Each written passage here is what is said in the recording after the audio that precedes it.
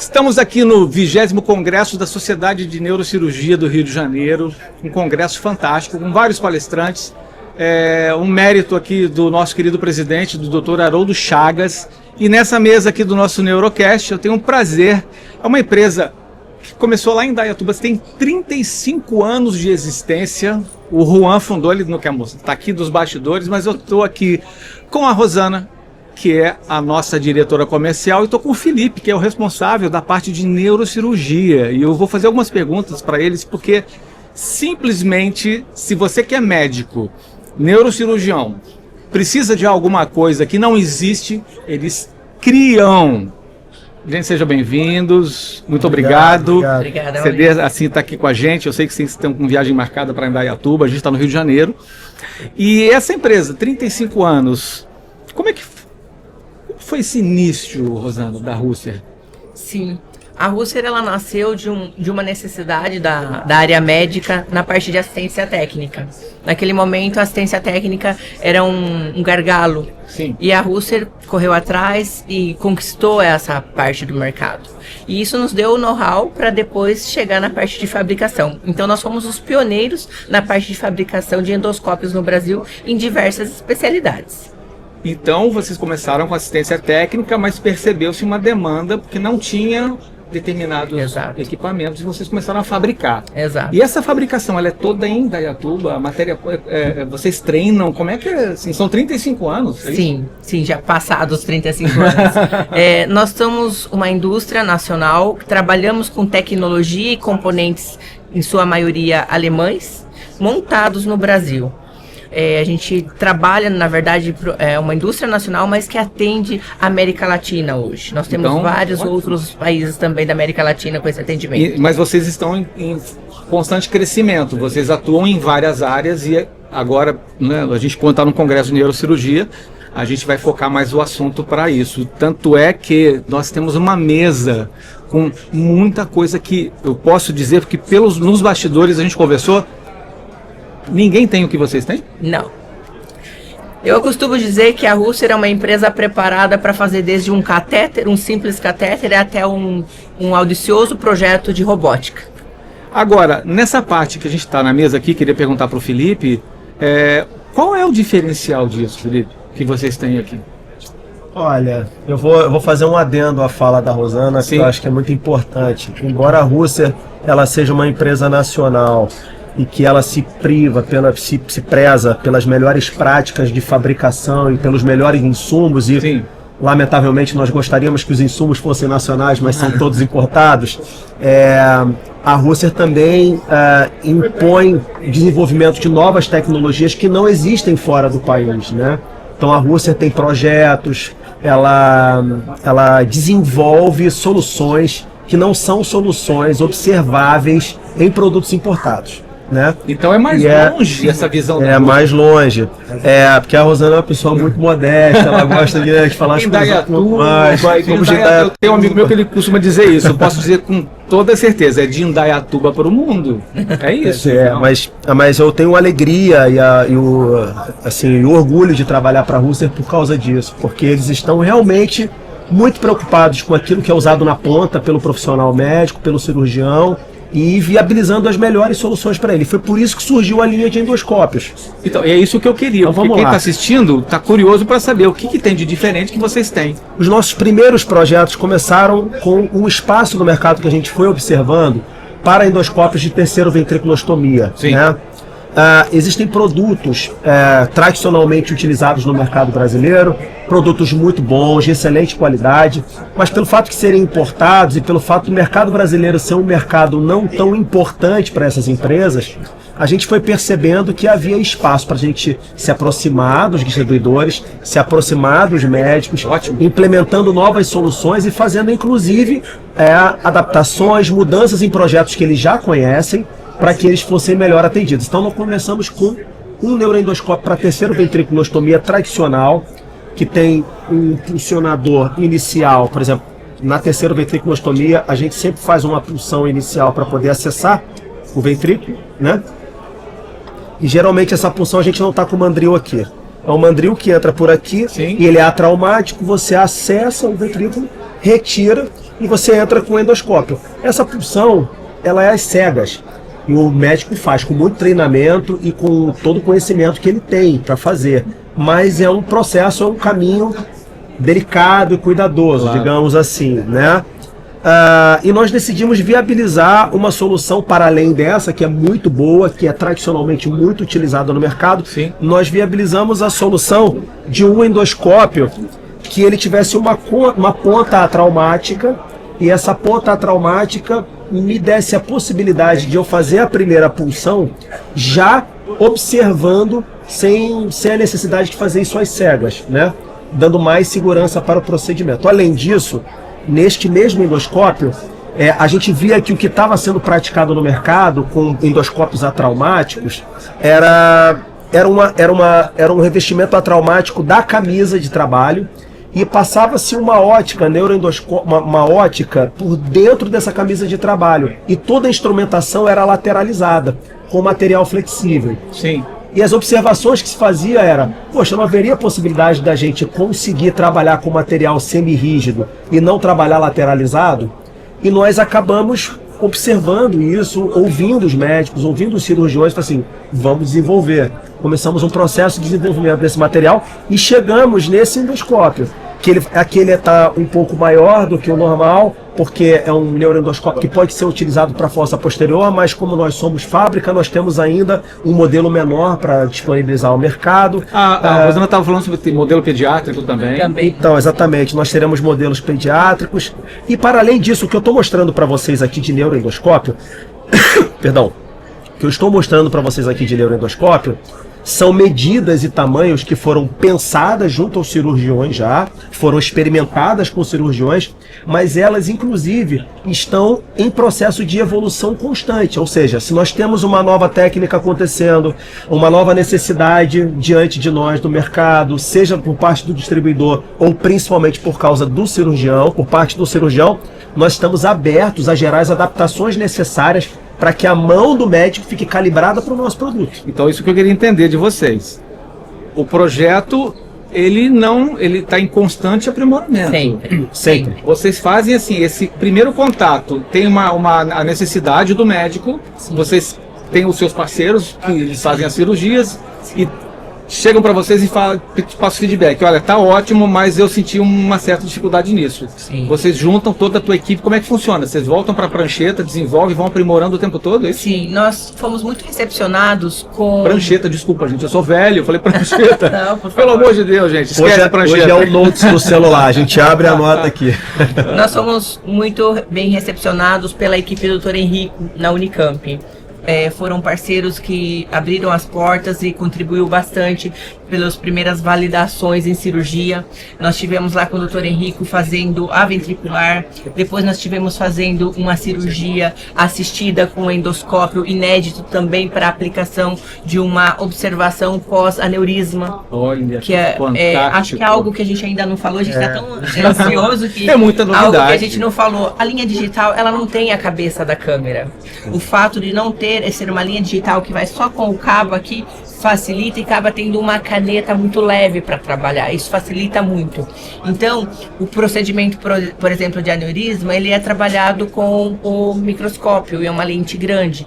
Chega um certo momento que ele precisa ter outros ângulos de visões. Então, o endoscópio acaba mostrando esse prisma para eles fazerem uma cirurgia mais tranquila. Depois, logo, nós tivemos também a oportunidade de participar de uma cirurgia de crâniostenose. Fantástico. Lá também com a equipe do Dr. Henrico no Sobrapar. Foi uma cirurgia Eles que também... solicitaram material pra gente, falaram, olha, tá acontecendo, tá entrando com um volume grande de cirurgias de crâniostenose via endoscópica, mas nós não temos endoscópios para crâniostenose. Vocês foram lá e criaram? E aí, com todo o suporte deles, com todas as observações de tamanho, medida, espessura, testes sobre testes, nós conseguimos chegar a esse neuroendoscópio. Sim. Aí uma curiosidade minha, o Juan e a equipe são profissionais que ficam... Vocês têm um departamento... Nós temos um departamento de desenvolvimento dentro da Russer, onde nós trabalhamos com equipes de engenheiros preparados, engenheiros que são especialistas na área óptica, agora na área eletrônica, porque são todos chips, né? Quando a gente fala da linha digital, isso aqui é outra vantagem muito grande, porque antigamente um endoscópio desse era visto pelo médico como muito delicado, porque ele era composto de hold lenses. Então ele era um equipamento muito delicado. Agora ele tem um chip, uma microcâmera na ponta, o que se torna um endoscópio extremamente resistente. Então nós podemos trabalhar em comprimentos, diâmetros diferentes, modelos diferentes, com ainda mais essa segurança de um equipamento muito mais, assim, ele pode trabalhar e não com essa medo que vai quebrar, né? Porque não é barato. E também o medo de quebrar, ele estava ancorado numa realidade muito prática, né? Que é o quê? Além de ser muito caro para fazer a manutenção, o prazo para você realizar essa manutenção era um prazo muito estendido. A Rosana, uma vez ela comentou comigo, a primeira coisa que ela comentou comigo foi um susto para mim, foi assim, a gente bota numa mão os fornecedores de lente, de todo mundo, e eles atendem o mercado mundial. Então, às vezes é muito difícil. Você faz um pedido, demora muito para chegar. Principalmente assim, eu que também trabalho não só no marketing médico, mas o equipamento todo audiovisual, as melhores lentes são das Zeiss. Então, eu sei disso, que é caro você ter uma ótica para você ter uma manutenção. Isso que eu queria também fazer esse link com vocês. Os benefícios são fantásticos. Agora, esse material, ele é acessível para o médico, para as operadoras? Como é que vocês têm esse planejamento comercial para estar trazendo toda essa novidade? Que geralmente, assim, a gente já, logo de cara, a percepção de valor aqui é altíssima.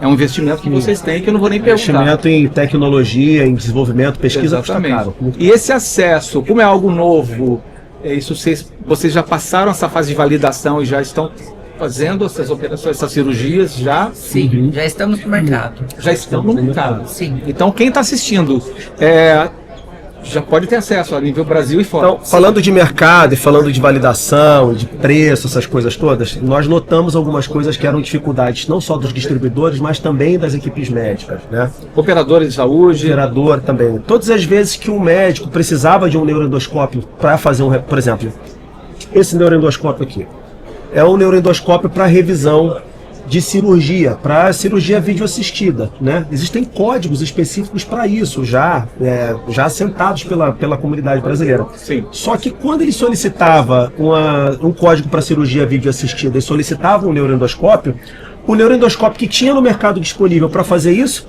é o neuroendoscópio de terceiro-ventriculostomia. Grande, mais complicado dele observar, pesado. Uma adaptação. Sim. Mas era o que tinha no mercado, né? E os médicos brasileiros são verdadeiros heróis por causa disso, porque eles conseguem se adaptar às situações de um jeito incrível, né? Pela ausência de material disponível que a gente tem aqui, diferente dos países desenvolvidos. E aí os médicos falaram, poxa, mas eu precisava de um neuroendoscópio que fosse pequeno, fino, delicado, para eu entrar onde eu precisar, observar o que eu preciso observar e sair. E aí nós chegamos ao desenvolvimento desse neuroendoscópio junto com a equipe médica. Ou seja, hoje o médico pode solicitar um neuroendoscópio para cirurgia videoassistida e vai entrar no procedimento, passará pela rastreabilidade do convênio um neuroendoscópio que está registrado para esta finalidade. Sim. O que muda completamente a relação entre médico e auditoria, né? Porque você tem um produto adequado ao procedimento. Agora é importante dizer uma coisa para vocês, que é tanta novidade que a gente tem que a gente vai passando batido, né? Então eu comecei a falar das características do endoscópio. A gente vai ter que continuar essa conversa aqui. E esqueci de falar que era um produto digital, olha que loucura. Quando a gente fala de um produto digital, a gente está falando de um lugar onde as melhorias e o desenvolvimento não cabem no céu, entende? Porque tudo que é digital evolui muito e muito rápido. Ou seja, sim, a gente vai ter sempre a implementação de coisas melhores, novas. Esse cabo aqui, que é o cabo que liga o endoscópio, ele é um cabo descartável. Ele não é um cabo para ser reprocessado. Ou seja, isso melhora muito, além da ergonomia do neuroendoscópio, que ele fica muito leve porque não vai uma cabeça de câmera aqui. Sem dúvida. Nós temos ainda a eliminação do ensacamento da câmera que a gente vê dentro do centro cirúrgico.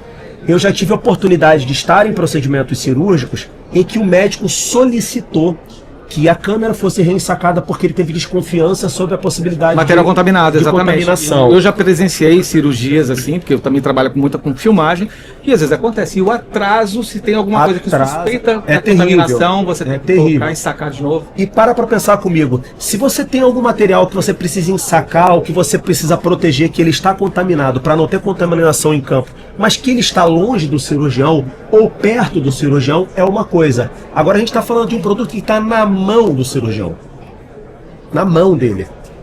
Ou seja, isso aqui é uma solução que, se você chegar para o CCIH do hospital e falar assim, eu tenho uma solução que vai eliminar completamente o risco de contaminação pelo ensacamento da câmera, o CCIH vai dar um pulo de alegria. A gente está falando também o tempo, a permanência da equipe dentro do centro cirúrgico, todo mundo riscos, ganha. Exatamente. Claro que assim, eu sempre falo uma coisa que vocês estão falando, mas é real. Tudo isso que a gente está falando é para uma pessoa só, para o doente ser curado. Exatamente. E para o profissional, para o médico poder trabalhar com as melhores ferramentas e poder curar o paciente. Então hoje a gente leva para campo, para um procedimento neuroendoscópico, a gente leva um cabo de fibra que já foi esterilizado previamente, um endoscópio que já está esterilizado previamente e um cabo que vem descartável, um OPM descartável. Você abre, ele já está estéril. Então o médico não trabalha com nada ensacado perto dele. Sem falar que, do ponto de vista de pega do endoscópio, aquela bolsa aqui enrolada, toda amarrada para não soltar, aquele negócio é ruim para a ergonomia. Então, assim, e o peso na neurocirurgia também é algo que influencia muito. Né? Isso, porque no crânio, quando você trabalha no crânio, os movimentos são muito suaves e muitas vezes até parados. Você fica parado a maior parte do tempo. A gente sabe que uma mão parada por 5 minutos é uma coisa, por 10, por 20, por 30, 40 minutos na mesma posição, você começa a perder firmeza. Quando você precisa fazer um movimento delicado, a sua mão já não obedece tão bem. A gente está falando de um produto que diminuiu em aproximadamente 30% a 40% o peso que vai na mão do médico na hora dele operar. Então, é um produto muito leve, muito ergonômico, produto que a cada dia que passa tá disponível para melhorias o tempo inteiro, embora ele já esteja validado. Nós estamos com os ouvidos abertos para ouvir médico, para ouvir empresa, para ouvir todo mundo, porque nós temos o orgulho de dizer que nós estamos no Brasil. Isso é fantástico. Assim, eu tenho que parabenizar vocês. Acredito que são 35 anos dentro, assim, ao longo dessa jornada, muitos desafios. Você estava contando aqui nos bastidores que o Juan, na época da pandemia, dos respiradores. Então, assim, tem muita história por trás para que a gente pudesse estar aqui nessa mesa oferecendo. E como é o acesso do médico? Como que eles conseguem ter acesso para demonstração a nível Brasil? Tem literatura no site? Como é que... Eu sei que a parte audiovisual a gente vai conversar mais sobre isso, né? Sem dúvida. Nós estamos trabalhando, deixando em cada estado um distribuidor e temos também o atendimento direto na nossa empresa, para os médicos, hospitais e clínicas. Nós vamos treinar todos os distribuidores para dar esse suporte técnico, mas esse suporte técnico que nós vamos disponibilizar de treinamento para os distribuidores, ele não exclui a possibilidade do médico querer um contato diretamente com a empresa, com o processo de elaboração, produção, para entender melhor o produto, para sugestionar alguma coisa. Então nós estamos abertos a ouvir a comunidade médica. Porque tem aí, eu já acabei de pensar sobre isso, é uma educação continuada, porque tem que ter um treinamento específico. É muito simples, né? Mas o cuidado sempre é importante em qualquer instrumento médico. Então, e eu gostaria só de dar mais um passo atrás e falar um pouquinho sobre o desenvolvimento, Maurício. A Russer é uma empresa que se destaca diariamente em ouvir a necessidade do médico, levar em prática isso na nossa indústria, colocar isso nos produtos e facilitar o dia a dia do cirurgião. Então, para nós vai ser um prazer também agora estar trabalhando nessa comunidade da neurocirurgia. É um desafio imenso para nós, mas nós estamos assim muito abertos. Como eu falei, a gente já está trabalhando com a equipe lá na Unicamp, o Dr. Henrico, estamos também com o professor Samuel Zimberg lá na Escola Paulista de Medicina em São Paulo, que também tem contribuído com alguns produtos, nos deu essa abertura também, e assim, com todos os médicos nós temos essa abertura de ouvir e ver qual é a necessidade para esse aprimoramento diário. Olha, parabéns para vocês. Acredito que tem muito assunto, a gente só raspou aí 10% daquilo que eu acredito que vocês estão trabalhando com mais. Eu não falei ainda sobre aquilo que está para ser lançado, que ainda o planejamento para vocês tem mais equipamentos aí, mas não vão falar. A gente vai guardar. A gente falou de crânio, não falou nem de coluna. O que eu posso dizer para você é o seguinte: o que tem de planejamento para lançar e os projetos que existem já sendo aprimorados estão para além da nossa capacidade de produzir. Não, que eu ia falar, eu ia perguntar, você falou de endoscopia de legal. coluna, por exemplo, a gente tem uma técnica da cirurgia, da endoscópia biportal. Sim. Então, no teu caso, é totalmente digital, a gente não... Totalmente. Fenomenal. Totalmente. Esse é o biportal. Esse é o biportal. Esse é o biportal. Bom, tem uma outra coisa do digital que eu acho que é importante dizer para a gente fechar, já que o nosso mote é o digital, né? Sim. É importante dizer isso. Invariavelmente, nós ouvimos reclamações de cirurgiões dizendo: eu peço uma cirurgia, uma técnica via endoscópica, seja para coluna, crânio, ou que seja. Vai o endoscópio a campo, ele passa numa autoclave, ele é esterilizado, são um produto extremamente sensível, chega a campo. Às vezes, o paciente está sendo induzido, abre o produto e o endoscópio está infiltrado, está quebrado ou está com... E o procedimento simplesmente não inviabiliza o procedimento. Ou seja, a gente está falando de um produto em que as chances disso acontecer são muito menores. Muito menores. Porque a gente está falando de um produto que tem mais robustez, que tem um processo de esterilização próprio e que o manuseio dele, por exemplo, esse é um produto que a gente não pode jogar no chão, lógico. Claro. Mas nós ouvimos relatos de pessoas que manuseiam o endoscópio, que vira com ele dá uma batidinha aqui, fala assim: acabou, terminou a cirurgia. O nosso endoscópio é um endoscópio que tem um pouco mais de robustez, oferece um pouco mais essa segurança. Então, aquelas possibilidades que existem de começar um procedimento e esse procedimento ser inviabilizado porque houve um problema na ótica, é uma coisa que a gente diminuiu bastante com o digital. Então a gente tem um produto muito mais seguro para o cirurgião, muito mais seguro para o paciente e muito mais seguro também para o convênio, porque uma cirurgia cancelada por causa de uma ótica infiltrada, você volta o paciente para internação, custo, você bota ele no pós-anestésico, tudo. Equipe médica, instrumentador, o próprio hospital. Enfim, por aí vai. Então assim, a gente tem também uma segurança. A gente consegue conferir ao convênio uma previsibilidade de gasto melhor. Ele sabe que... Isso é música para os operadores. Ele sabe que um produto da Rússia em campo, ele vai gerar um gasto cirúrgico X e aquele gasto cirúrgico com instrumental não vai acontecer nenhuma pegadinha de surpresa de ficar mais caro, entende? E não falamos ainda da assistência técnica. O fato da assistência técnica no digital também se abriu um mundo de oportunidades, porque é uma assistência técnica muito mais rápida, mais econômica e de fácil acesso. Porque é o que nós comentamos lá atrás. A parte ótica era uma dificuldade, essa aquisição de lentes, de matéria-prima. A parte de chip realmente veio para revolucionar também a assistência técnica, que também era um gargalo. Então hoje, parabéns. Um endoscópio desse que é lesionado por qualquer motivo, porque caiu no chão, porque quebrou, uma fatalidade que aconteça, a empresa ou o médico manda pra gente esse endoscópio, num prazo muito exíguo, a gente consegue devolver para ele, e ele tem o produto pronto para trabalhar, para operar. Eu não posso adiantar aqui exatamente o prazo, quanto tempo, mas eu posso dizer que esse prazo é assim, 1/10 do prazo que todo mundo entrega no mercado, porque depende de uma série de coisas e a gente consegue viabilizar com uma equipe nossa, com profissionais altamente treinados, a gente consegue... Todo mundo em função do objetivo principal, do paciente. Queria agradecer. Felipe, muito obrigado. Rosana, obrigado. Sei que vocês estão voltando para Indaiatuba. O Juan está nos bastidores aqui. Muito obrigado também, Juan. A gente vai fazer um trabalho bonito junto. E parabéns. Para você que nos acompanhou, se você tem mais interesse, esse podcast ele está postado no canal da Fábrica de Audiência. E se você tiver alguma dúvida, você pode deixar no comentário desse vídeo, porque com certeza a gente vai mandar para eles responderem, tá bom? Abraço. Obrigado, gente. Obrigada. Obrigado.